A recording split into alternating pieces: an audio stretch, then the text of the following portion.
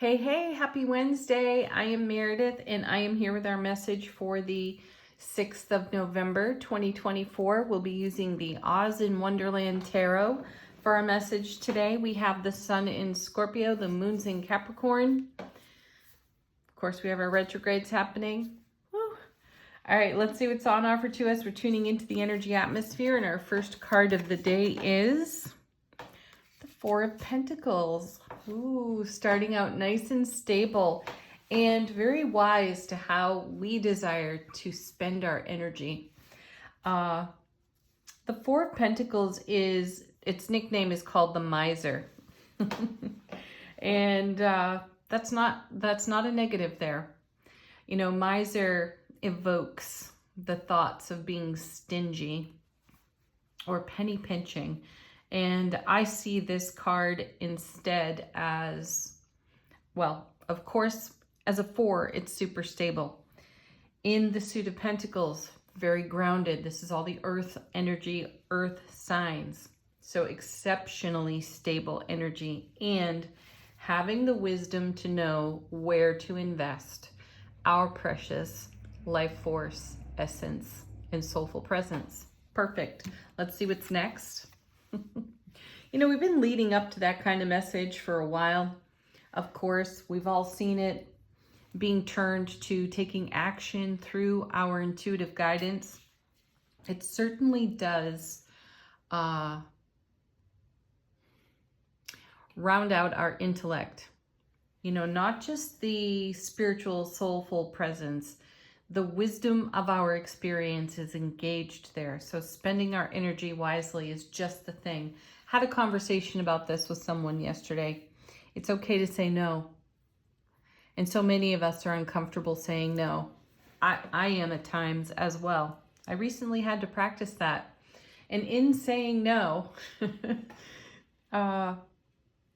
the hindsight review of the experience was fabulous because the no really opened up for divine allowing, the grace of allowing, and bigger, better, more wonderful things happened as a result of saying no. So do consider that with your 4 today. Next set, 2 cards. Ooh, make that a double 4 because there's the Emperor. Oh, we're just talking about wisdom and experience in soulful presence and awareness. Powerful, right? So here's the wonderful Emperor, the father of tarot. All 4 kings rolled into one. And, you know, his nickname is the know-it-all. And of course, I share with you every time he is the experienced it all. So we're bringing our experience in alignment with our wisdom. And we are leaning into the opportunities that bring the fulfillment. Again, something we've been talking about for ages now. And look at that. Now that's an interesting pairing of cards. There's the Fool paired with the Emperor. That's kind of a wow factor right there. So knowing how to spend our energy so wisely, leaning into our experience and our wisdom through soulful presence. And then we have the Fool, which is taking a leap of faith with no fear of consequence. And why is there no fear of consequence? Because we have so much experience. Yes. Let's see what this is moving toward. Next set of 2 cards. Look at this. 3 major arcana in a row right now. Here's the Strength card coming back around for us. Having the courage to be vulnerable. And isn't that the greatest leap of faith? At some point, you have to say, F it, I'm going for it. Why have I been talking myself out of this? Why have I been in such deep self-protection? And it's not uncommon to feel that way and maybe even judge ourselves a little for what we deem as lingering too long in a situation. Remember, everything happens for us and everything really does evolve in its own divine timing. So be kind and gentle with your inner dialogue. It's okay to be vulnerable. That takes amazing strength. Thank you. Right in the middle of the reading. Love that. And there's an essence of whimsy in here with the Fool, though look at the stability we have within the whimsy and the fun. So go for it. Whatever that go for it is, However, your ego fear has talked you out of something, and don't put a clock or a calendar on it. It just is, right? Now is the moment. Now is the moment where you take the leap of faith for yourself, because you have so much stability. We've seen a lot of fours lately. This is an energy that's been around for a while. So the stability is there, and we are trusting that because of our experience and our spiritual know-it-all qualities. Thank you, Emperor. Whoa, oh, and these two, now the star. So there's 4 major arcana. And this is a card about keeping the faith, right? We've kept the faith for a dream, a vision, a goal, an achievement, whatever that is that we've had in our heart-mind coherence for quite some time, something we've been nurturing. And the environment is ripe and ready to receive what we have to offer. Now in tarot, there's a connection between the star card and the strength card. So it's lovely that they are paired together. So we're taking a leap of faith with the Fool card. Then we have the star card encouraging us to keep the faith. We have the strength card backing it up. We have the wisdom and the experience of the Emperor, and the stability there, also backed up by greater stability in the 4 of coins. The connection between star and strength is in a traditional deck. You will see 8 stars on the star card, which connects to number 8, which is the strength card in the major arcana. So we have the strength to take the leap of faith. We trust ourselves. That's something that we saw yesterday in Angel Answers. I do believe we shuffled out the trust card. Perfect. No more second guessing and talking yourself out of things. And why is that? Because now we have the 10 of Wands showing up. And as I've shared with you many times, this card is nicknamed the burden, as if we are carrying a heavy burden. Remember, though, that all 10s are the ace of that suit to the power of 10. So this is the Ace of Wands to the power of 10, which is all about motivation and drive and our passion, our creativity, and how we invest that. We know how to invest it wisely. So we have all this spiritual resource to invest in the now, to share on this great foundation, this great stable foundation in our 4s that have shown up on repeat, and in this powerhouse collection of major arcana cards right here. This is fabulous. Next set of 2, look at that, another 10, the 10 of Swords. Now the 10 of Wands and the 10 of Swords are both cards in tarot where there's a little bit of cringing, whining, and complaining when we see them. And it's part of the traditional artwork that you see on the cards, though. This looks like a tower that's about to fall. I do think we saw the tower recently. Did we see it in yesterday's reading? I can't quite recall. Anyway, not the point. The point is now we have the Ace of Swords to the power of 10. So what was that earlier about trusting ourselves? This is brilliant clarity and everlasting strength, truth, trust, right? Authenticity. Beautiful. This is a card of self-mastery. And in traditional tarot, the character on the card is pinned to the ground with 10 swords in their back.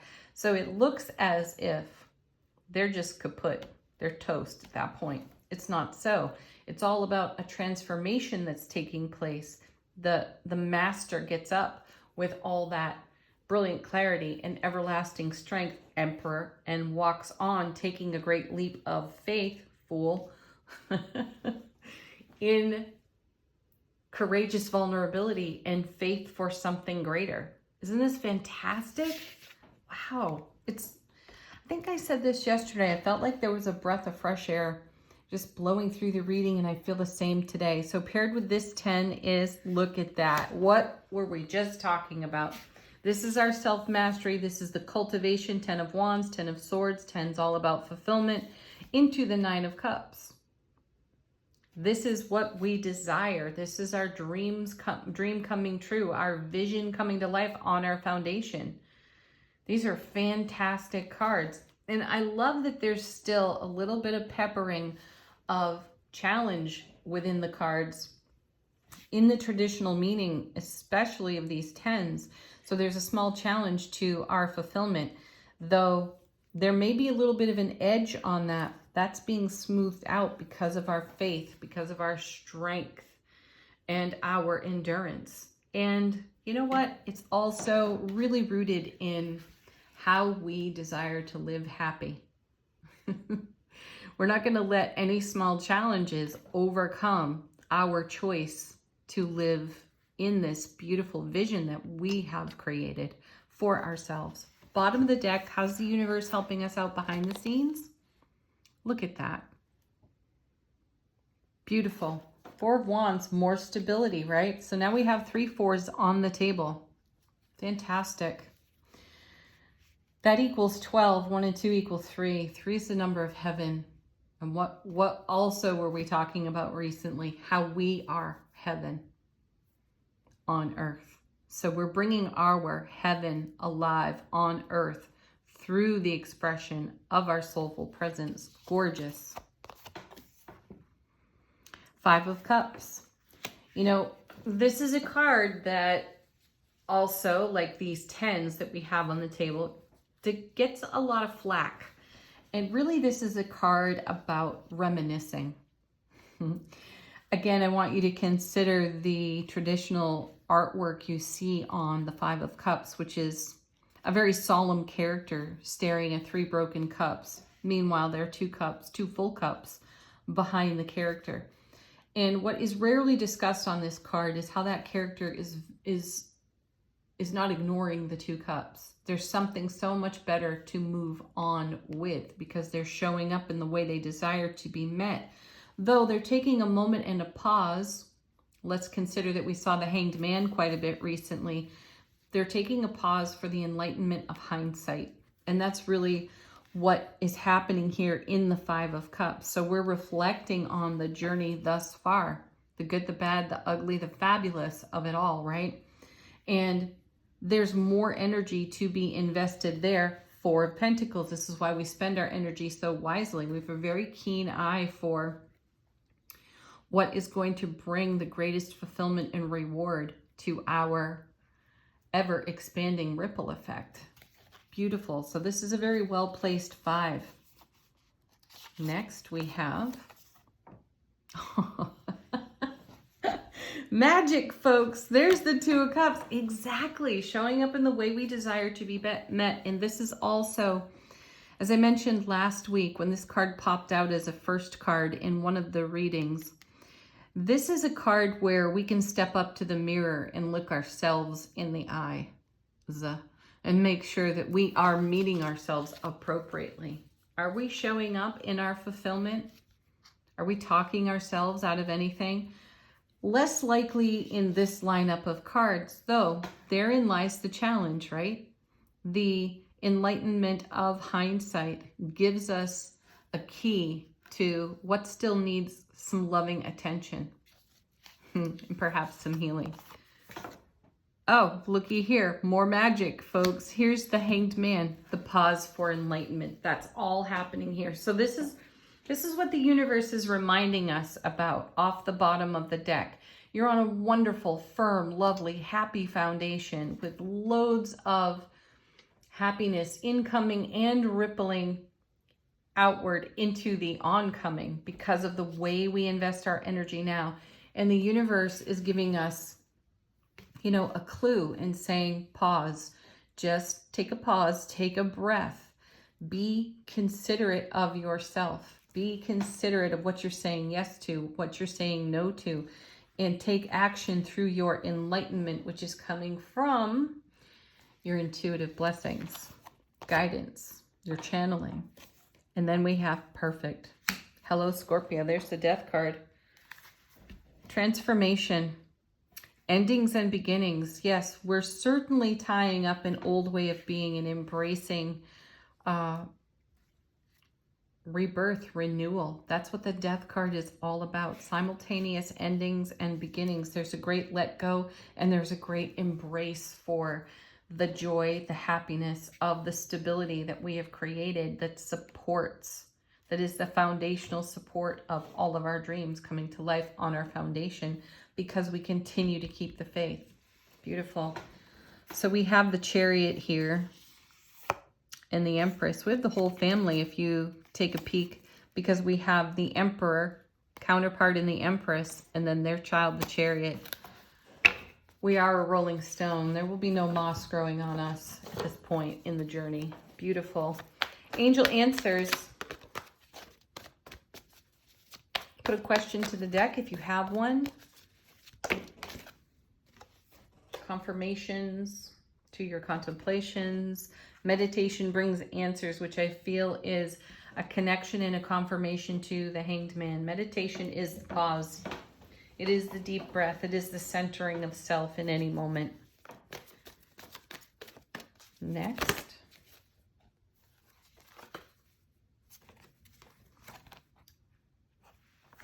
Take action, not a problem. We're already doing it. We're mid-leap. Get more information. There's always room for more information, self-education.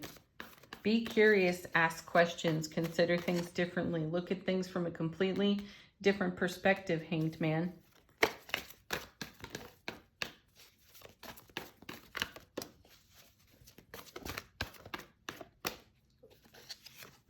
I love seeing this. No need to worry.